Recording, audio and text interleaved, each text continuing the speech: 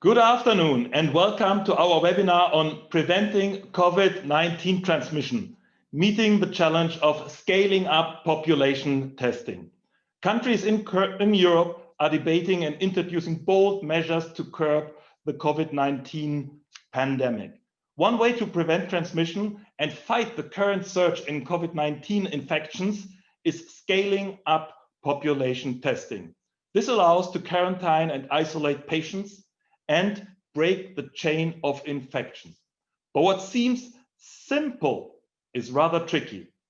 Following the news, you can see that countries are struggling with increasing the testing capacity. What is the right testing strategy? Should we go just for people with symptoms? Should we test also suspected cases? Should we go for cluster testing for problematic settings? Who should actually test? Is it the health system, the public health service, private providers? And how do we deliver timely the tests and feed them back to patient, public health organizations and the health systems? Getting it right, the upscaling of population testing is crucial for curbing the current pandemic. My name is Matthias Wismar, and I'm program manager with the European Observatory on Health Systems and Policies. And I'm your facilitator today, guiding you through the program and the sessions. Our keynote speaker today will provide us with an overview on the topic. The Selina Rajan from the London School of Hygiene and Tropical Medicine is a clinician and public health doctor. We are very happy to have her here, not only because she has researched extensively COVID-19 responses, but also she's currently supporting Public Health England in its COVID-19 responses. We are therefore very keen to hear her analysis and insights. Selina's keynote will be followed by 3 spotlight speakers.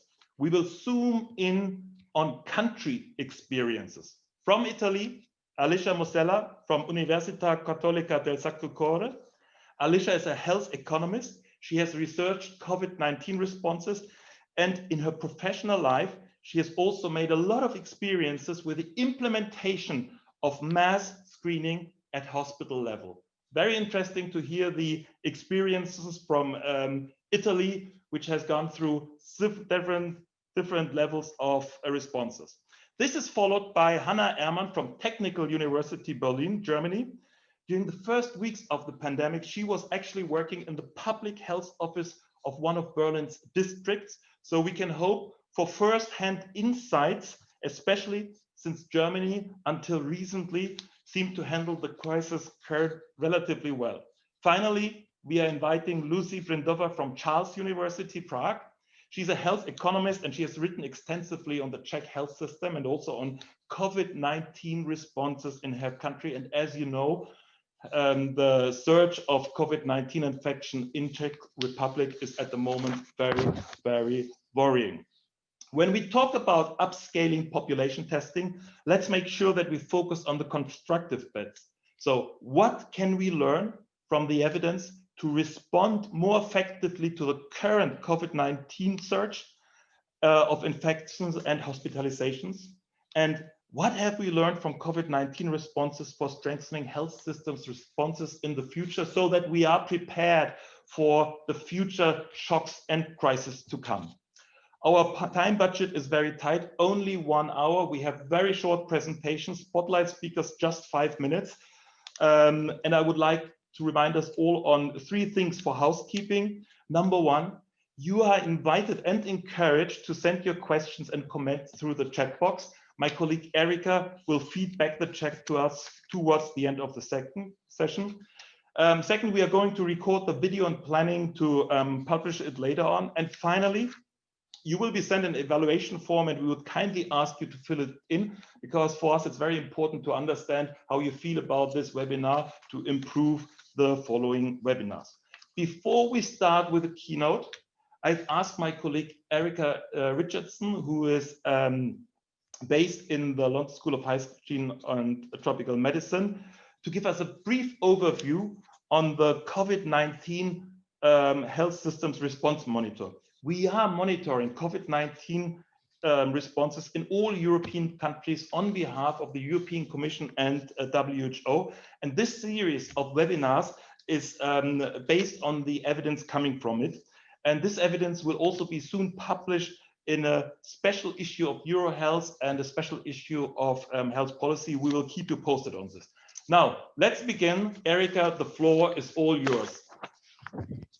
Okay, so I've been given just 2 minutes to tell you all about the COVID-19 Health System Response Monitor.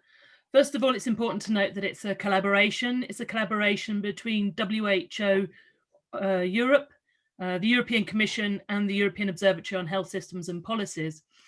And it organises and shares information in 4 key areas.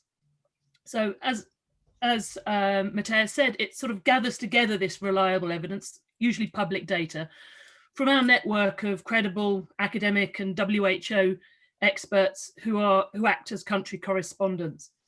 The HSRM, it collects, collates, checks, organises and updates the country information on a very regular basis to capture what health systems are doing to tackle COVID-19. It supports comparisons across countries, across a range of topics, and allows users to choose particular groups of countries or particular issues that are of interest. And it guides users to reliable international COVID-19 data by offering all the links in one place. So all the links to the key websites that track the numbers, and also to articles on wider public health initiatives and good practices. We also provide various analyses of key themes across countries that give snapshots of the different policy responses and setting initiatives in context.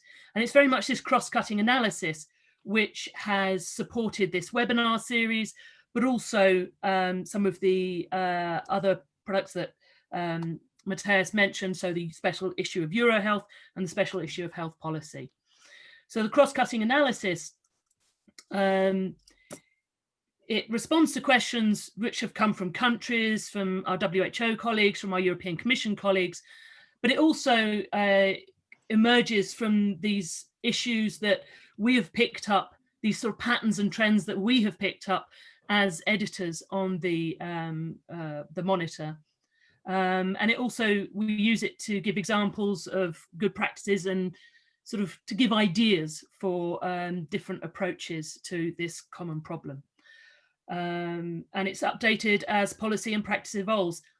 I think I've got to stop there, but please do go to the, not now, after the webinar, but please do check out the COVID-19 Health System Response Monitor and have a play.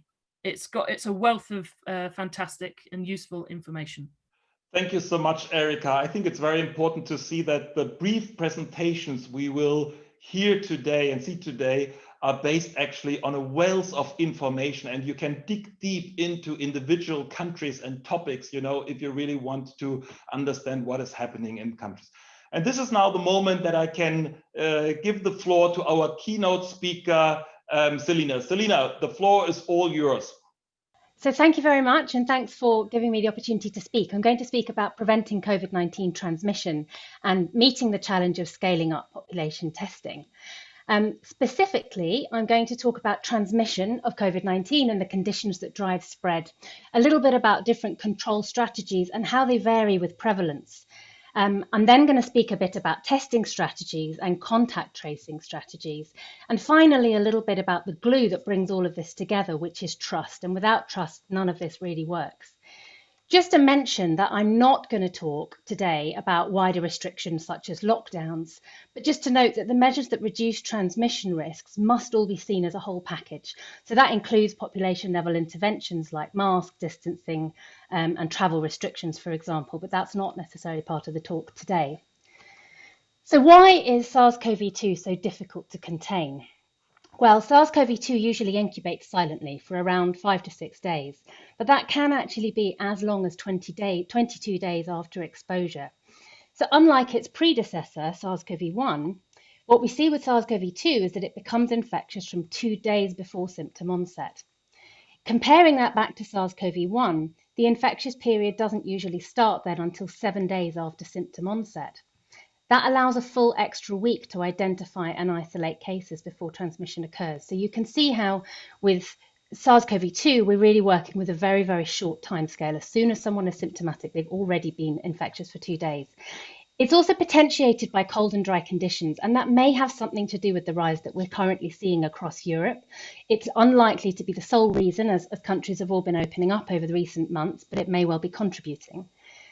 Unmitigated, each case goes on average, to infect another 2 others.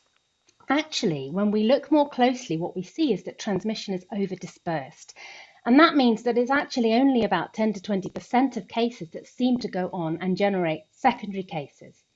We also see, if we look within households, roughly the secondary attack rate is affecting about 4 to 35% of people within households. So how has this become such a rapidly growing pandemic? Well, some of the answer may lie in what we call super spreading events. So if we look at this slide, if you can see there's 5 infected people here, we can see that for 4 of these people, they haven't infected anyone else, whereas 1 case has gone on to infect 10 others. These so-called super spreading events seem to distort transmission, and they're much more likely and much more pronounced in very particular settings. So early on in the pandemic, we saw examples like this, for example, on the Diamond Princess ship in Japan, and also in churches in South Korea. These events seem to be driven by 3 primary factors. So that's closed spaces with crowds where people are in close proximity and may be talking or speaking. So we might see examples of that in crowded restaurants and bars, maybe places where people are singing, so we think particularly about choirs. Activities that increase breathing, so indoor sports are a particular risk. Places where there's close contact with multiple people in an enclosed space, so particularly thinking about places like school buses or ski chalets. Thinking about control strategies and how they change with prevalence. As Europe is now facing its second wave of infections, most countries are in a better position to test and identify cases than they were in the first wave.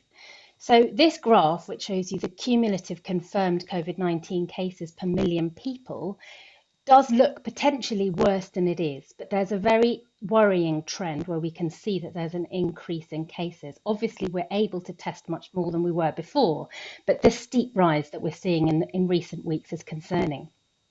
So this graph, which uses ECDC data, is just for a handful of European countries. This isn't all European countries.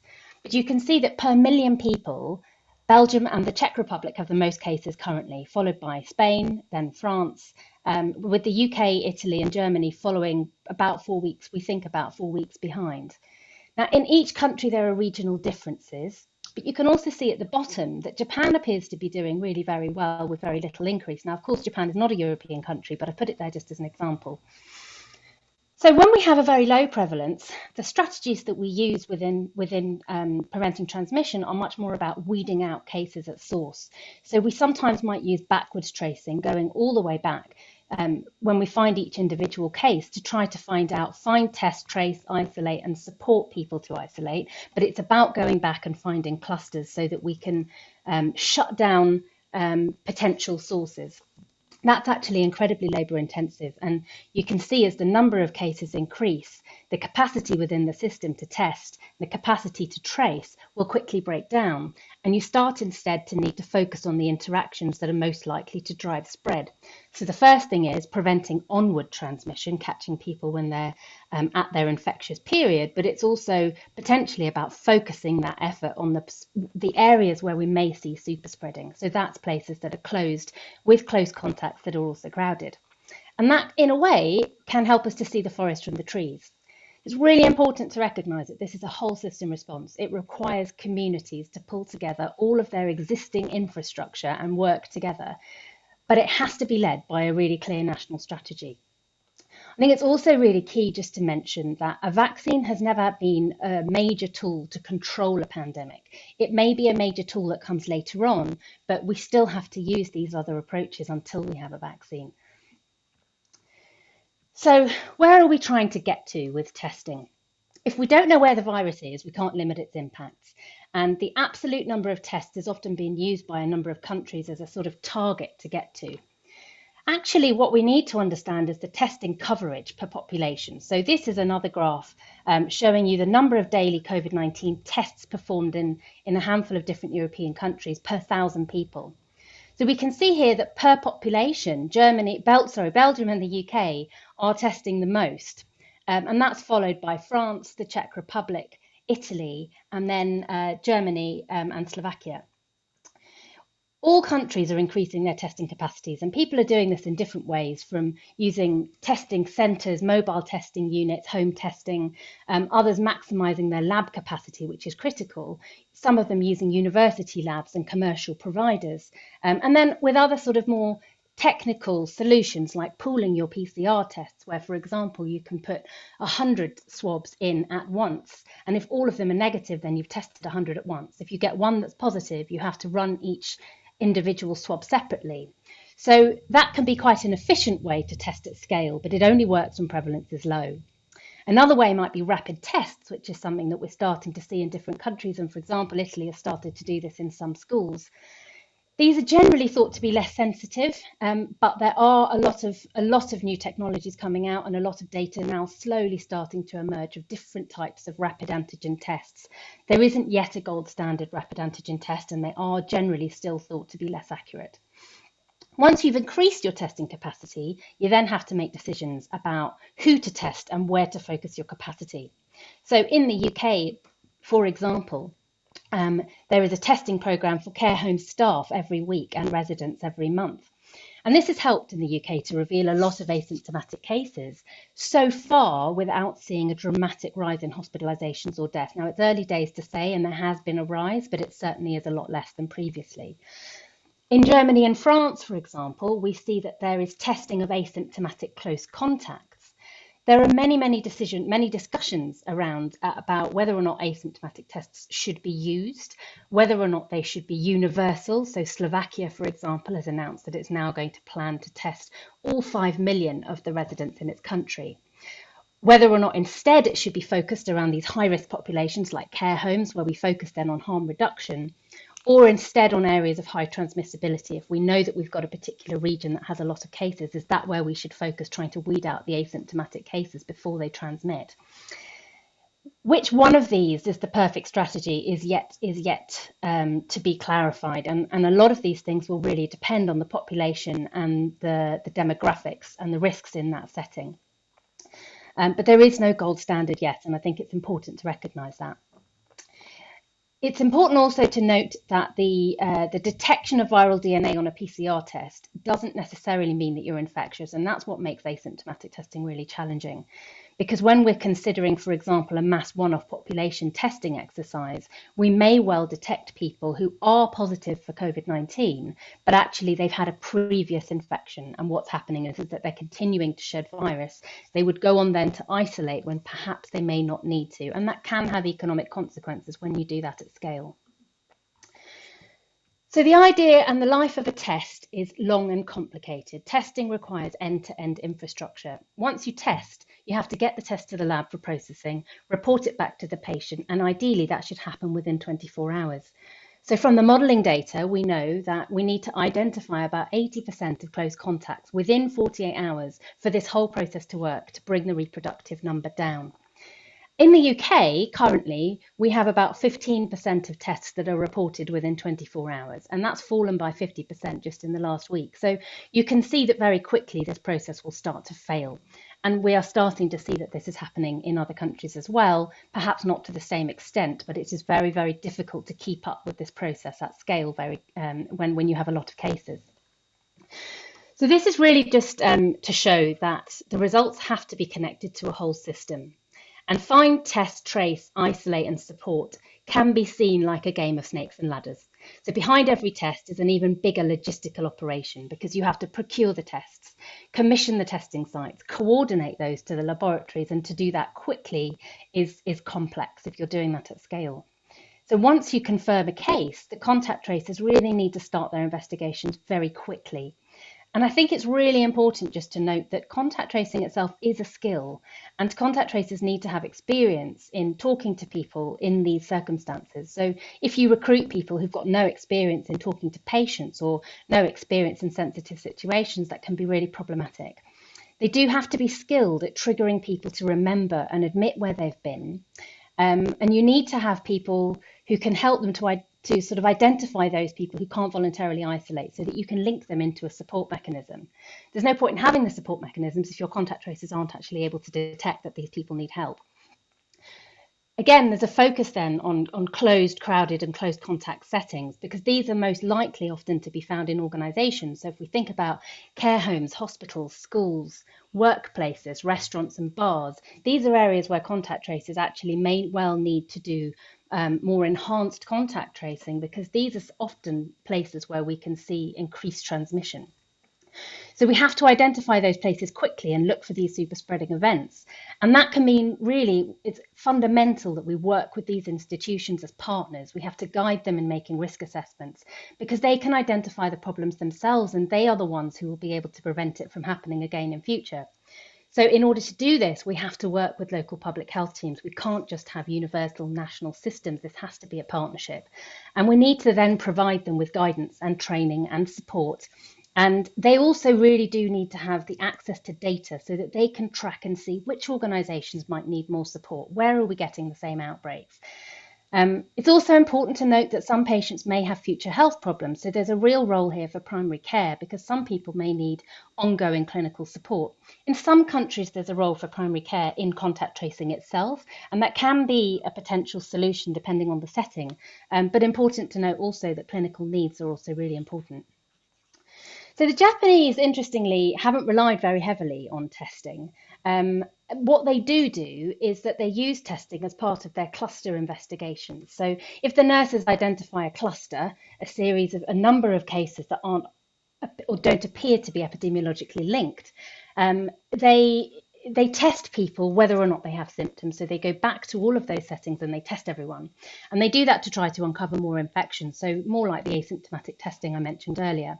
So this scenario here shows you a karaoke party, which is obviously a closed, crowded, potentially close contact setting. And here we had 7 people, of which one of them had COVID-19 and infected another 5 at that setting. And those people then went on to infect another 10. So this sort of process has been used in Germany before and in Iceland, but it really does need to happen very, very quickly. This is an example of cluster busting. It's important that it happens quickly, otherwise it becomes an academic exercise, and that often means that it's limited to times when you've got very low transmission. So just to come back to, as I said before, the glue that holds all of this together. So trust and engagement are absolutely key. And we're starting to see that pandemic fatigue is really starting to set in. Many people in Europe are now unable to comply with regulations. Communities that used to support restrictions at the start are now not happy with them.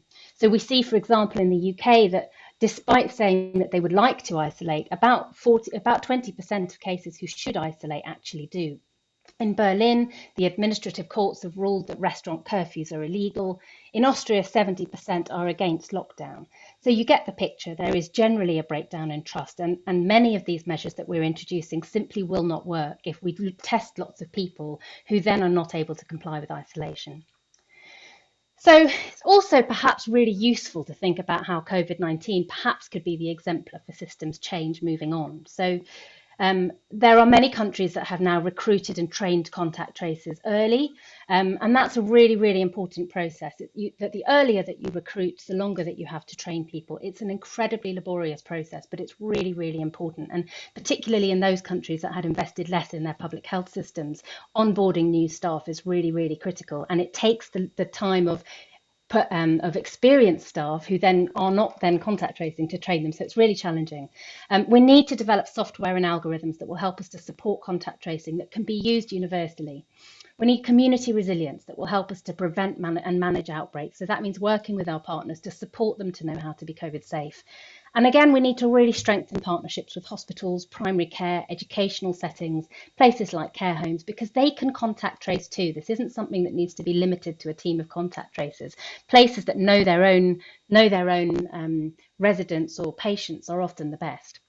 We have to engage communities at the start. We need to know what is acceptable and what is accessible and prioritise interventions to minimise the wider harms. So just to summarise, the early transmission of COVID-19 is what makes it really challenging to contain, because people spread the disease before they know they have it. Testing is not a panacea on its own. It's complicated and must be linked to contact tracing. But contact tracing strategies themselves can focus on clusters in the early stages, but that's incredibly labour intensive and soon can break down. And finally, just to say, testing again has to be joined up to a contact tracing system, supportive measures and enhancing trust in communities. Thank you very much. Selina, thank you so much for this excellent presentation. And, you know, I jotted down a couple of things, first of all, and I think it's very timely and very relevant, your presentation you just did. Many countries are only 3 or 4 weeks behind Belgium and the Czech Republic, actually. And I think if we want to break the infection chains, you know, the strategies you are talking about are really a centerpiece of it. Of course, not the only one, not the panacea, but we need to improve this.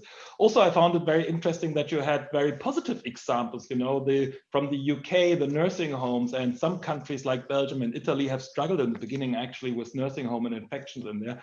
And if you can protect them, I think a lot of already won. And also very important to see, you talked about super spreaders, and also that there are different strategies at different times, you know, depending very much on the prevalence and the population you have. And if we look into the issues, you know, which may strengthen actually health systems resilience in the future, then I think, first of all, the whole systems approach is key, that we don't see these things in isolation, but how they link public health with hospitals, with primary care, and so on. And also you mentioned that there is need for a national policy. And as you said, at the moment, you know, there's also sometimes a little bit confusion of this. And very important, I think, the issue of trust and crumbling consensus in many countries. So Selina, thank you so much. I think we are coming back to this when we are wrapping up this session. And I would like now to put a spotlight on Germany and invite Hannah Ehrmann to give us a 5 minutes account what is happening in Germany. Thank you so much. Thank you very much. Yeah, thank you for the introduction, and thank you, Selina, for the interesting keynote. I would like to present some figures for testing in Germany in the next 5 minutes. So in this graph, you can see the count numbers of testing in Germany.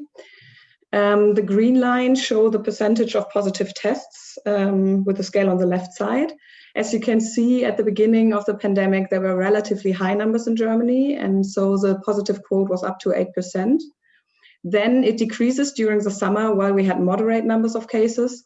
And then in August, September, it starts to increase again as a result of this increasing numbers of cases. The red line in this graph shows the real test capacity, taking the availability of materials and personnel into account. And the blue bars show the number of actual performed tests. I would like to emphasize here that the scaling up of test capacities is by a factor of 4 during the pandemic. So you can see we started with around 400 tests per week in Germany, and this increased by now to 1.6 million tests a week. In the second graph, I also wanted to show you the number of sample backlog in Germany with the scale on the left side too. And it's a purple line. Below the graph, you will also find a brief timeline overview of the German test strategy. At the beginning of the pandemic, with a limited test capacity, the testing strategy in Germany focused mainly on testing people with confirmed contact and symptoms. As the testing capacity increased, vulnerable groups, especially high-risk patients without symptoms, were also tested. And when the number of cases started to decrease during summer, some federal states started to do systematic screening in schools or medical facilities to prevent or detect early clusters. A significant shift in the backlog, as you can see, appeared with the introduction of free tests for travel returnees in mid-July. That lead to a massive increase in the backlog, even though there was a further expansion of the test capacity. This backlog was partially reduced when the strategy was adjusted again. So only travelers returning from stated risk areas could be tested freely. But after that, the number of cases increased again strongly in the last weeks, which lead to an increased backlog again and will lead to an even higher backlog in the coming weeks. Recently, there is a national testing strategy which includes the use of antigen tests and rapid tests as a screening tool, for example, before a hospital admission or for clinical personnel. So this national strategy includes who is tested, how, and with what priority. And the interesting thing about that is that this also defined how the priority should be used, especially if there is limited testing capacity. Because due to the current numbers that differs regionally in Germany, many public health offices are overburdened with the amount of work. And this leads to large differences in the testing and tracing strategies of the public health offices on the federal state level and even within these states.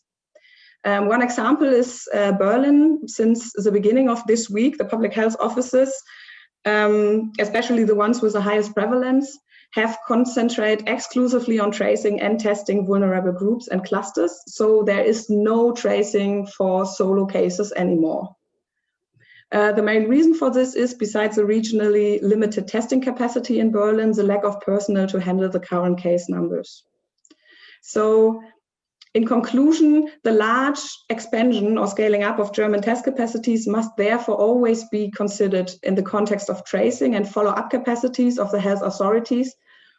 As you can see in the gap between the test capacity and the actual performed tests, there is a gap because of the regional differences. And to my knowledge, there is no real statistics about the follow-up capacities of the public health offices. So thank you.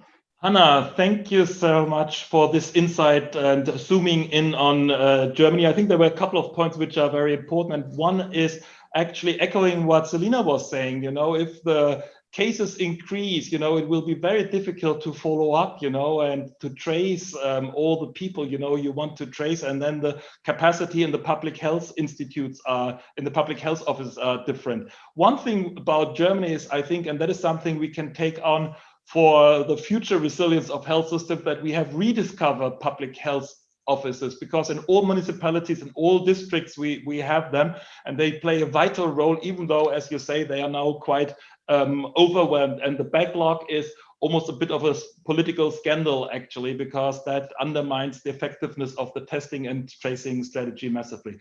Thank you so much, Hannah, for this excellent insight. And I would like now to ask our colleague Lucy to take the floor. Lucy, please. I'm happy to share with you today the experience of the Czech Republic. And I just start sharing my screen. I hope it's seen. As you may already know from the newspaper or other media, the Czech Republic is now experiencing a very bad situation regarding the spread of the infection in the population. And in the context of today's webinar, I think it's an example of how situation can get out of control really quickly within just few weeks. What you see is the alert color map of Czech Republic, which has changed from the last week of September till October 20, so last week, completely to red, which means a community transmission throughout the country. Obviously, in this situation, the tracing of clusters is not anymore possible. So the country now focuses on tracing as many close contacts and risky contacts as possible. We have to admit that the current situation in the test, trace and isolate system is very much affected by its weakest part. And in this context, and to what Selina said, actually, the tracing is viewed to as the bottleneck of the system. If we look at the testing capacity, it has doubled over the last month and a half, from some 30,000 of tests performed in the middle of September to more than 44,000 daily tests performed in the middle of October. The tests are performed both by public and private laboratories, and also university and research centers' capacity are used to a wide extent. There has been a maximum price set per test, which has motivated the private laboratories to actually increase their capacities over the past weeks and over the past weeks. Regarding the sample collecting, it's not it's working quite properly in most of the country areas. The points are located on hospital premises, but are also set up and run by the private laboratories. And usually there's some kind of a reservation system that people can use. For the most collecting points, you get a slot within 2 next days. But then we come to the tracing, which is performed by the regional public health authorities. And this is where actually the capacity already reached its limits. The authorities were at their tracking limits already beginning of September, when they admitted that there's a tracing capacity of 400 people per day. And the country realized that actually not much has been done in this tracing capacity over the summer. Though new job positions were created, not enough people were hired, and not enough people were trained. The question then is how it came that the system hasn't collapsed yet, and it did not collapse. And again, here the very nature of the Czech population to help in such situation arose, and a lot of other stakeholders and private companies started to support the tracing process by offering their complete call centers to the public health authorities. So in the figures, you can see, though it's small, you can see how the number of daily tracers increased from only 185 at the beginning of September to more than 1,900 people tracing daily on October 23rd. Among the people tracing, there are experienced call centers people. They are recruited from the mobile phone companies, from the energy providers call centers, from firemen and police staff. But still, these people do not have the proper experience regarding handling the epidemiological calls, with, as Selina has stressed.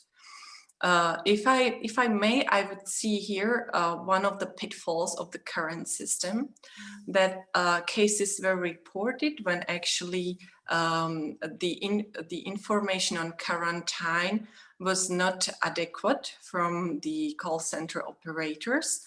And this is also because the situation is changing so rapidly. So if I may still sum up the Czech experience, there have been sophisticated IT tools developed in the spring, but unfortunately these did not come to a greater use. And the phone calls are still the main tracing tool used by the regional public health authorities. There is an immense number of people now included in the tracing, but they need perfect algorithms, easy algorithms, and not too much changing, not too many times changing algorithms. This has been also a problem because over the past 3 months, the algorithms as to who should be tested and isolated in quarantine has slightly changed. And I have personally experienced that not all call centers operators actually keep track with these updates. So I think I'll stop over here. And if there are any further questions, I'll be happy to answer during the discussion. Lucy, thank you so much for this excellent spotlight and also for zooming into such a concrete level and being so clear about the situation. I take from you that there has been a strategy shift in testing in the Czech Republic because of the sheer number of infection. That the weakest part is actually the tracing part, but it did not collapse. And there's a lot of support from non-state, non-public health actors, which is very welcome and really great. But as you say, there are also pitfalls with regards to the skills and to the training. It just reminds me to my own country, Germany, where it was announced like 2 weeks ago that 1,700 soldiers from the military will join actually public health office to support the tracing. And I think the scaling up of the health workforce there is quite essential, and also training them. Thanks a lot, Lucy. And now I would like to invite our third spotlight speaker with a focus on Italy. Alisha, please, the floor is all yours. As I was saying, what we did was, the Ministry of Health recognized molecular tests to be the only ones recognized for diagnosis. And the breakthrough was actually when we managed to set up nationally our drive-ins, and this allowed us to diagnose, masses of people. However, we recognize then that serological tests and rapid antigen tests can still be used for different purposes. So serological tests have been chosen and used very often for epidemiological reasons and evidence-based policymaking, whereas rapid antigen tests have been chosen mainly to conduct mass screening initiatives for public health purposes. So I would like to report to you what has been going on for the most recent development with it, which is actually the use of rapid antigen tests for mass screening. And as Selina was saying, we do know that they're not yet the gold standard. There have been a lot of, there was an initial hype at the beginning, but then we understood that there were too many false negatives to be used for diagnosis. But for this reason, they have been chosen from us to be used as for mass screening purposes and introduced in ports, airports, for example, especially for travelers during the summer. And the latest discussion is now the introduction of them in schools, especially considering that the flu season is coming up. And of course, making a distinction between flu and obviously COVID in schools will be a priority. Otherwise, this would comport a lot of isolation, unnecessary isolation. And currently, the latest initiative is to actually take them to GP surgeries and pharmacies, again restricted to the flu season, in order for a rapid understanding of the nature of the flu symptoms is. And for example, they're also discussing now if to use them in ED departments. So this would allow a rapid differentiation between the COVID or non-COVID clinical pathway. So once again, they have reinforced their use in all cases in which the rapid distinction between COVID and non-COVID is necessary. And mainly these initiatives that are currently being financed by regional health systems. But in some cases, there have also been public calls for proposal. For example, at the beginning of October, the Council of Ministers actually asked for a public offer to supply 5 million rapid antigenic tests. However, all along regions, especially in the north, but also in Lazio, where I am from, they're asking for, they're trying to supply about 1 or 2 million for each region. And instead, when it comes to serological testing, which has been recognized as largely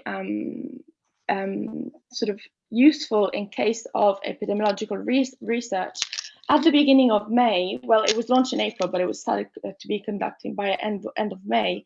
What happened was that Italy decided to conduct a mass screening serological testing, so that they tested around 64,000 people and they recruited them from certain professional contexts. For example, they organized serological screening to all healthcare professionals or to all people working in the armed forces or to the police, wherever it was more feasible to conduct a systematic approach to serological testing.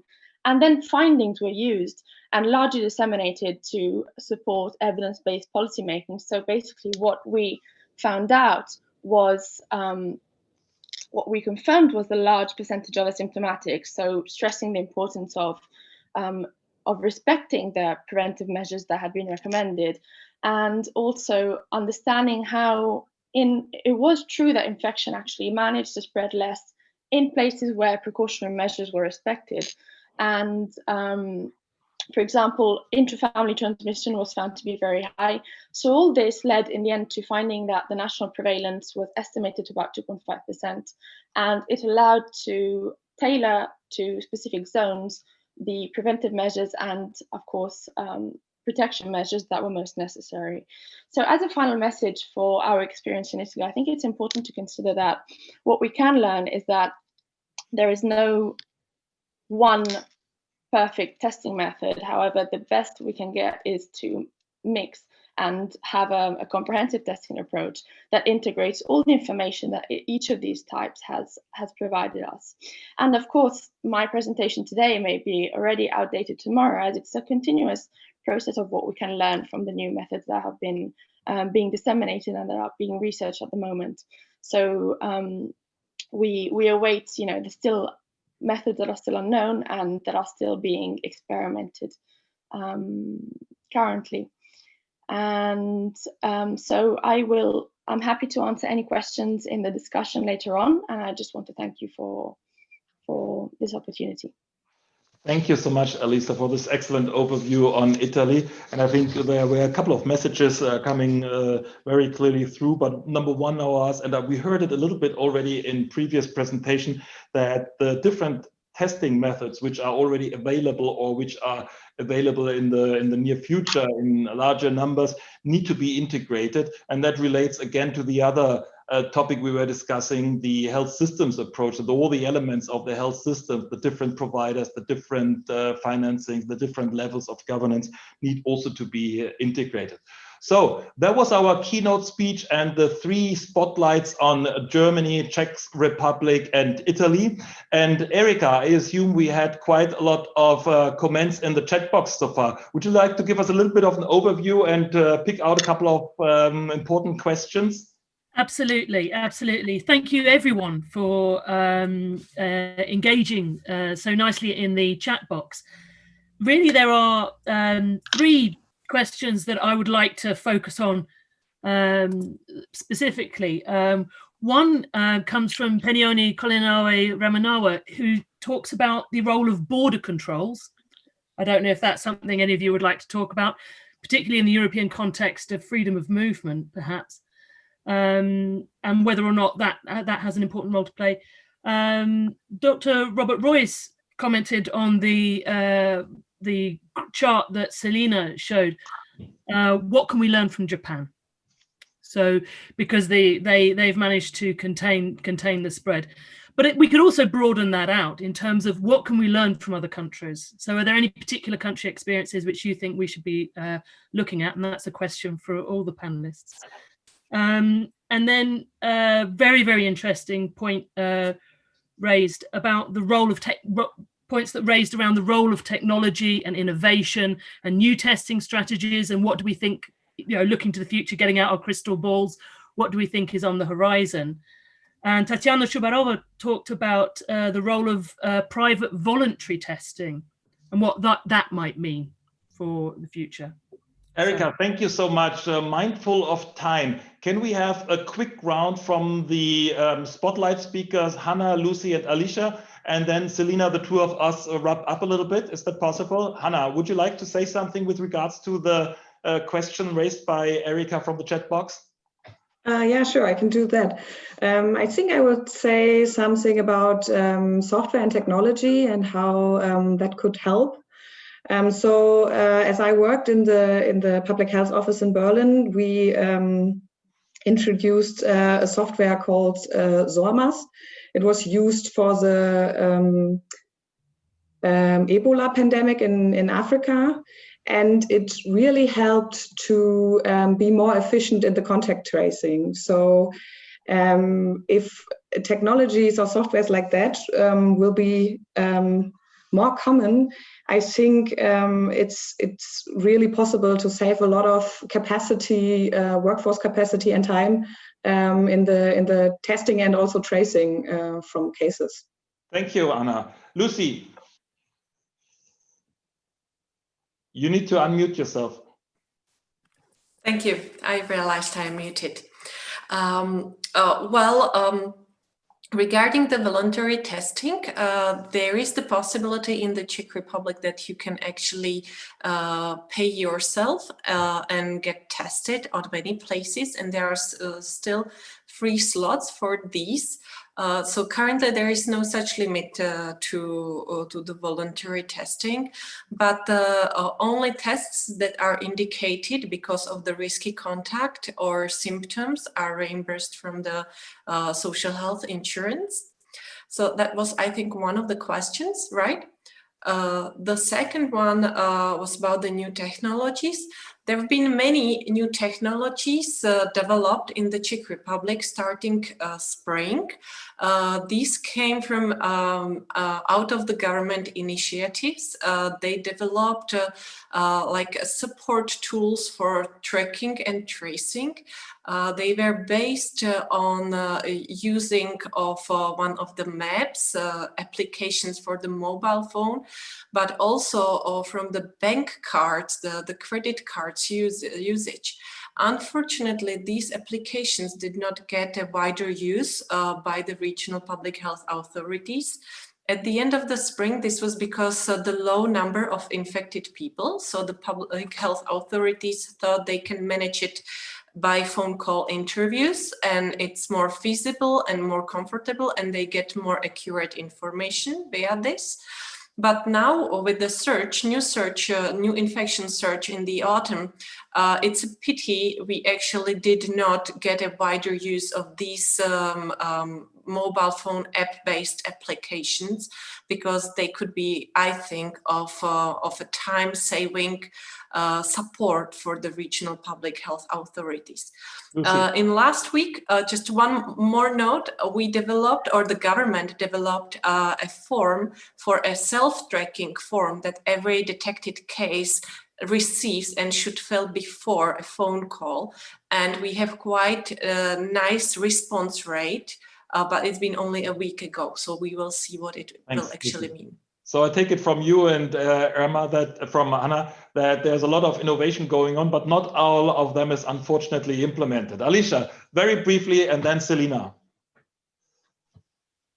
What I would just like to add is that, for example, initially we did have a great experience with the launch of the app called Immuni, and Immuni managed to find a way in which contact tracing was completely anonymous, and there was an automated system of detection of notifications to those who had contact with positive cases.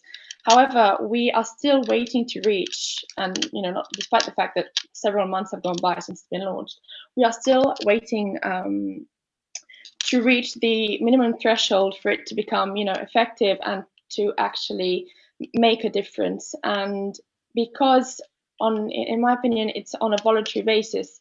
Now, of course, this opens a whole series of discussion, but it has not been disseminated yet enough for it to have an actual effect. However, its potential was incredible. It still is, of course, as it manages through Bluetooth technology to detect users that are actually positive without having any information on personal data. Alisha, thank you so much. And now, Selina, finally the floor for you, and maybe 2 or 3 comments summing up the discussion and the issue. Well, I just want to say thank you to all of the Spotlight speakers, because I think it's great to be able to see how these rapid tests are actually being used in different places and where different countries have different struggles. So I think that's really important. Just some of the questions that have been asked in the chat box, I think there's a lot of interest in the different technologies that are being used, and it really is very early days. Some have asked, you know, do these rapid tests also look for a panel of other viruses? And every different test is doing something slightly different. You know, we're seeing some that will also test for flu, others that will also test for something like rhinovirus. Really, really critical. If you've got a school that thinks it has an outbreak and actually it's just got lots of rhinovirus, you can send a lot of children back to school. And in the end, that can be actually much more important. So I think it's really important sometimes to put the technologies into context of what we're really trying to achieve. There's no point in just doing a test. We need to understand what the purpose of it is. And sometimes it's to detect people who are suspected cases who don't have coronavirus, who don't need all these restrictions. And just one very quick comment about Japan. I mean, it's really difficult to compare countries where we've got such different populations and cultural norms. But I think it is important to say, you know, Japan had very strict border control, but it didn't have a strict lockdown.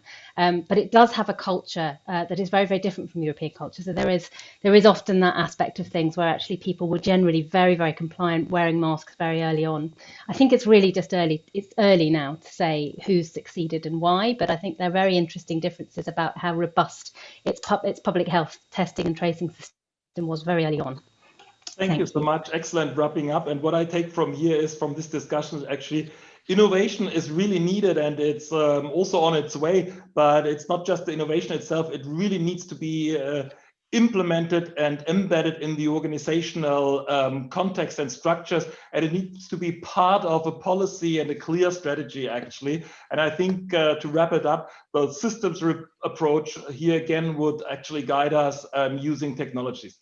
Thank you very much for coming on board to the keynote and the spotlight speakers. Erika, thank you very much for your presentation and the chat box. And thank you much to all the attendees for the interest in this webinars. We have more to come this afternoon at 2 o'clock on governance, and as of next week, every Tuesday at 12 o'clock Central European time. Tune in. Bye-bye.